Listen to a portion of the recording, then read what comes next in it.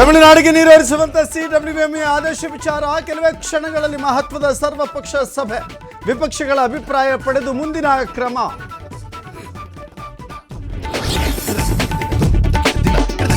ಸರ್ವಪಕ್ಷದ ಸಭೆಯಲ್ಲಿ ಭಾಗಿಯಾಗಲು ಬಿಜೆಪಿ ನಿರ್ಧಾರ. ವಿಜಯೇಂದ್ರ ಅಶೋಕ್ ಸೇರಿ ಕೆಲ ಸಂಸದರು ಕೂಡ ಭಾಗಿ.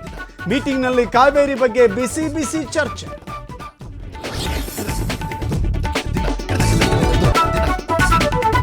ಕೊಡಗಿನಲ್ಲಿ ಮುಂದುವರಿದ ಮಳೆ ಅಬ್ಬರ. ಕೇರಳ ಕೊಡಗು ಗಡಿಭಾಗದಲ್ಲಿ ಗುಡ್ಡ ಕುಸಿತ. ಸ್ಥಳೀಯರಲ್ಲಿ ಹೆಚ್ಚಿದ ಆತಂಕ.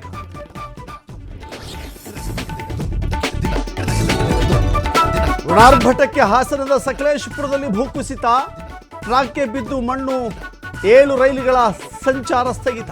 ಸ್ಥಳದಲ್ಲಿ ಕಾಮಗಾರಿ ಆರಂಭಿಸಿದ ರೈಲ್ವೆ ಇಲಾಖೆ.